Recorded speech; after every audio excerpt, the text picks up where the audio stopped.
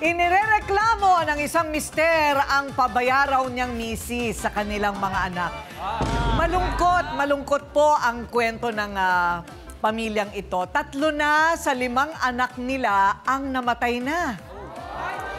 Oo, iba-ibang klase. Merong nagkasakit. Pero ayaw pa rin daw pumirmi sa bahay yung nanay. Ay, pabayang nanay. Walang iyak ang asawa dahil pinababayaan mo ang aking mga anak. Kaya nagkamatay. Ano na nangyari sa buhay natin? Hindi lang isa, hindi rin 2, kundi 3 sa 5 anak ni Tatay Fanny ang sunod-sunod na namatay. At ang napagbuntunan niya ng sisi, ang misis na naging pabaya daw. Pareho lang tatlong nawala ng anak natin. Pareho lang tayo may kasalanan sa pagkawala ng 3 nating anak. Pati mga kapitbahay, dismayado.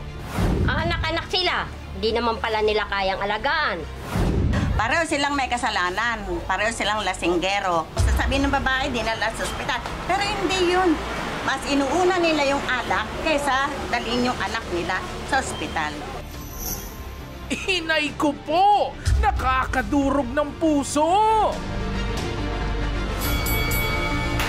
Unti-unti na raw siyang nawawala ng pag-asa. Siya ang mister na nagrereklamo sa kanyang, sinasabi niya na pabayang misis. Kaya ganun ang nangyayari sa pamilya nila. Fanny ang pangalan niya. Fanny, humarap ka na.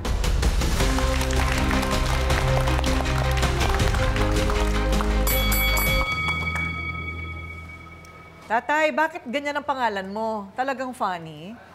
Palayaw lang po. Bakit tumawa ka? So, he's funny. So funny. Actually, ate ko rin, aminin ko, tatay ko po siya. Kaya that's why he's funny. Yeah. Ganon, tatay. Hindi nakakatawa yung buhay niyo. Oh, 5 anak, tama? Opo. 5 anak. O anong nangyari? Bakit pabaya ang tingin mo sa asawa mo? Kasi po, istorya eh. Ang una pong namatay sa akin ay yung pangalawa. Dahil siya may TB sa buto. TB sa buto namatay. Ilan Opo. taon nung namatay? Ano po siya, binatilyo na. Binatilyo na? 21 years Oh. old. Tapos, yung isa naman, Yung pangalawa po namatay, bunso. 7 na taong gulang. bakit naman? Sakit po sa kidney. Kidney. Tapos namamaga po yung kanyang tiyan at paa. Pinaano pa naman sa amin sa albularyo. Wala rin nangyari. Albularyo. Tapos, yung isa naman, Yung isa namatay, pulmonya. Tawag nilang yung malaria. malaria. Ayun, kaya naiisip mo, kasalanan ng nanay. Kasalanan po ng nanay talaga yun. Bakit? Bakit? Kasi po siya, iwanan niya dapat yung trabaho niya, alagaan yung anak ko.